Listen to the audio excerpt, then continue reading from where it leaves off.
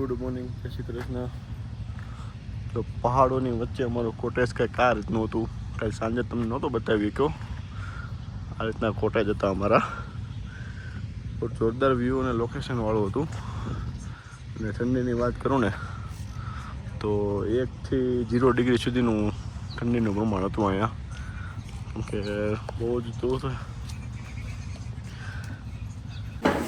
અહીંયા ડેઈલીની જેમ bread butter, paratha, શાક અને પૌવાનો છે મેનુ. પણ આપણને તે કાંઈ નહીં ભાવે એટલે આપણે મસ્ત મજાની સેવ ખમણી બનાવશું અને લોચો બનાવશું. લોચો પણ છે ને જો ચીઝ લોચો બનાવશું અને સેવ ખમણી બનાવશું આપણે આજે. સુનિલભાઈ પરોઠા કેમ છે? મજા આવી જાય તને? તો નીચે બે વ્યવસ્થિત જમી લો. હાલો મેં ઊભો પૂર્વભાઈ આમ ચીઝ લોચો બનાવે છે. ચીઝ લોચો નાખો પૂર્વભાઈ. વાહ, હજી એક પેકેટ છે, સાથે જ નાખી દે ને. ચાલો 10 મિનિટ માટે મૂકી જતો.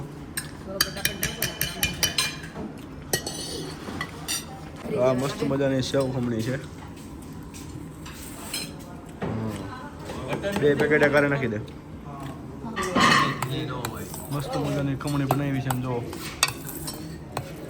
સેવ, જો મસ્ત મજાનો લોચો. આમ જુઓ સુરતી લોચો, મસ્ત મજાનો ચીજ લોચો. અને આ છે અમારી ખમણી. આ છે મસ્ત મજાની ખમણી. આમ જુઓ ટેસ્ટ કરો તો કેવી લાગે? મજા આવી? ખમણી જ લાગે એટલે આપણે ખમણી લાવ્યા.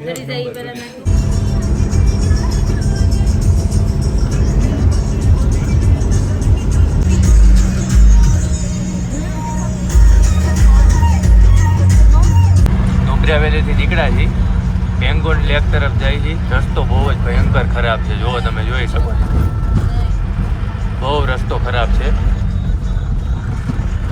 નકરા પથ્થર, આ બાજુ ડુંગર, આ બાજુ ખાઈ. જોઈ શકો છો તમે રસ્તો. આ સાયોક નામની નદી છે. એ ચાઇનામાંથી આવે છે ઇન્ડિયામાં. વેધર છે અહીંયા. નાગલ નદી છે, ઝરણા વહે છે. તો એન્જોય માટે નીચે ઉતર્યા છીએ બધા ધીમે ધીમે. કેમ થાય? તો ઉતરાઈ જાય નીચે કે. અને અમારી મેડમ જો ગાઉન બાઉન પહેરીને રેડી થઈ ગયા છે અને મજા લૂંટવા નીચે જઈએ છે. આમ જો ખાલી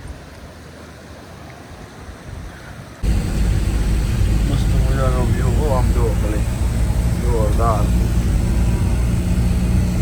અમારાને કુરકુરિયા સિવાય બીજું કે હાલે ને. એમ જો બે અહીંયાથી કુરકુરિયા ચાલુ કરો.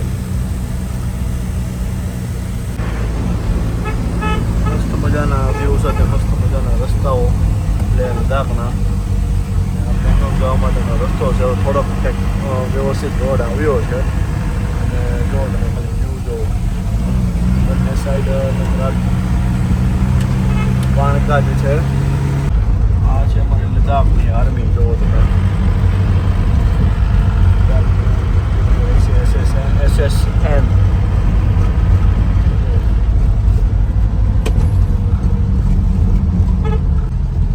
AFB.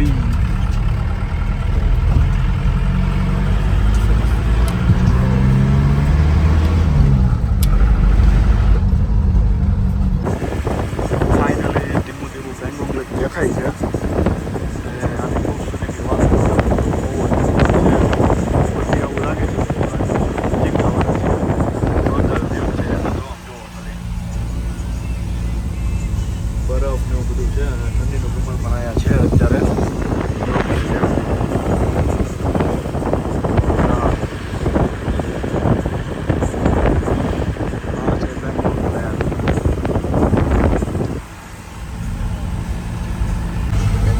પેંગોંગ લેકમાં છે ને 3 ઇડિયટ્સ મૂવીનું શૂટિંગ પણ થયું હતું. હમણાં બતાવું તમને નજીકથી. જોરદાર વ્યૂ છે અને રશ પણ થોડો વધારે છે અહીંયા.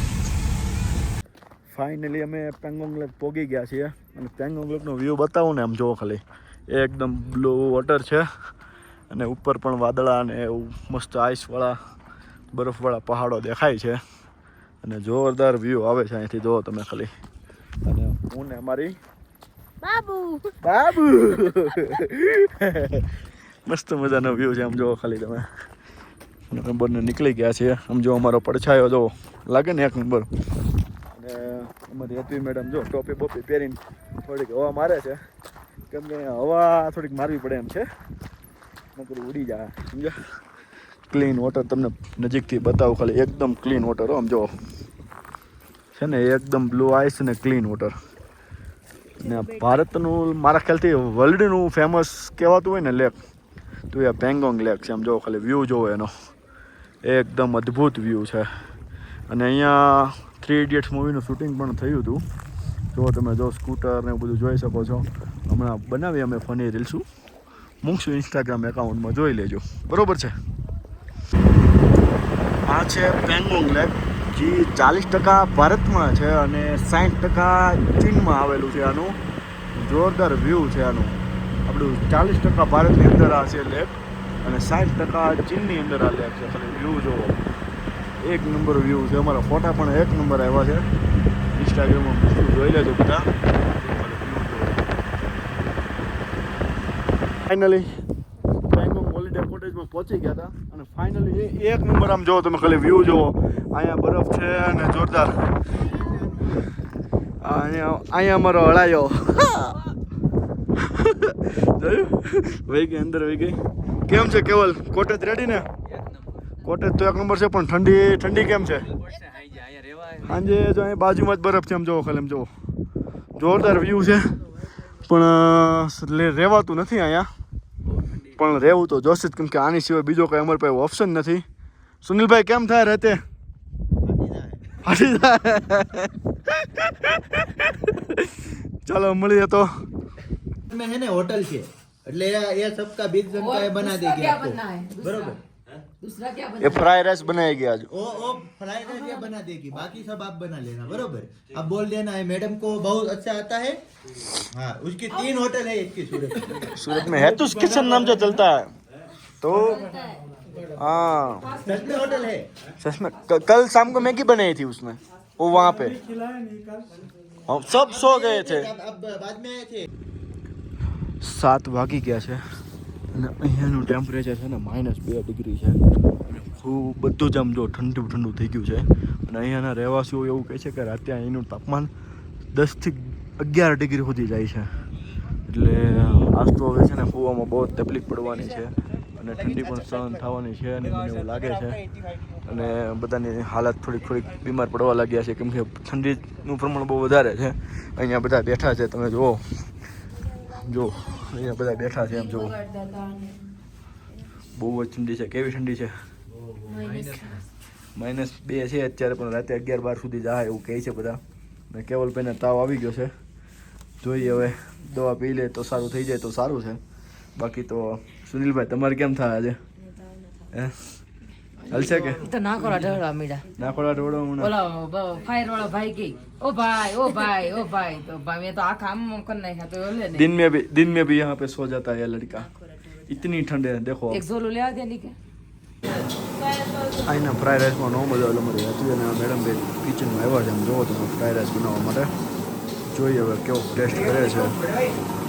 દેખા મસ્ત મજાના રાઈસ બનાવ્યા છે. હવે જોઈએ આજે ખાવાની કંઈક મજા આવવાની છે.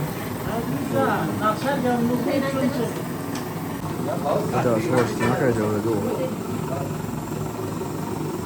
તો એ ખાવા જેવા બનાવજો.